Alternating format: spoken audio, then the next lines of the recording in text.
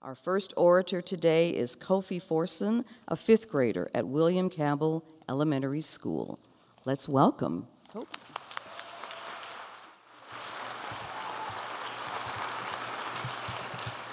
How are you doing? Good, ma'am. Doing good? Yes, ma'am. Let's see, you look awfully sharp today. Thank you. What did you have for breakfast? Well, I had, some fruit and cereal. You had fruit and cereal? Did you get a good night's sleep? Yes, ma'am. You did. That's awesome. Well, I have a tradition that I offer our competitors a handshake, a hug, or a high five before they start. Which would you prefer? Handshake. Handshake. There you go. I am Kofi Forson from Cabell Elementary. Dear brothers and sisters of America, friends who have joined us today, what message of hope will Dr. Martin Luther King deliver if he were alive today? First, what is hope? According to Webster, hope is the feeling that what could be wanted can be had, or what would turn out the best. Dr. King said, everything done in this world is done by hope. In my quest to find the meaning of this profound word, I interviewed people that were important to me. My minister, my principal, and my parents.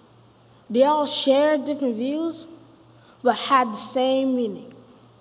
As a young man, 11 years old, I sat down and asked myself, is hope a word above my knowledge? No. My understanding of hope is simple, as my positive thoughts about the future. Hope to me also means the new beginning.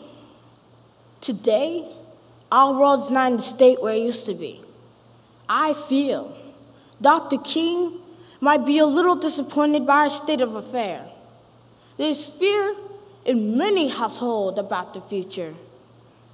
When I watch and listen to the news, what do I hear and see? Unemployment, closing down of businesses. And what concerns me the most is our dear teachers have been laid off. These are the opposite of what Dr. King was talking about. Dr. King said, we must accept final disappointment, but never lose infinite hope. I believe this would be the message Dr. King would have delivered if he were alive today. Dr. King hoped one day there will be equal rights and justice. He selfishly worked towards that goal. It was tough, but he ran through unsurmountable changes to achieve his dream, even to his death. Is this not hope? Can anyone here today say that they have that kind of hope? I believe we could do the same if we have hope, because in these difficult times our world is facing war, famine, loss of personal security. We could get it back on our feet if we believe in hope. We can overcome all things if we put our minds to it. This is what Dr. King would have urged us to do. Our world today is not only facing economic problems, but natural disasters as well. As young as I am, when I cast my mind to the beginning of this year, there's so many of them I could think of. For example, the deadly tornado that hit the nation, the earthquake in China, the one in California, Japan, Chile, even in our great state of Texas. Let us remember, with hope, none of these crises can consume us.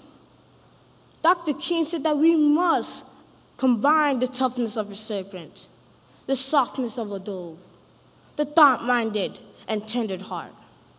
I believe this will be the message Dr. King would deliver if he were alive today. Dr. King dreamt of a better world, which I know we are close to. If we believe in hope and believe in Dr. King, where do we see our world? Today? Tomorrow? Next week? Next month? Or even next year? I believe. So I know our world, our nation will get better because all things are possible if we put our minds to it. This is the message I know Dr. King would have delivered if he was in our midst today. Let us never lose hope because Dr. King never did. And that is why his dream's still alive today. Thank you.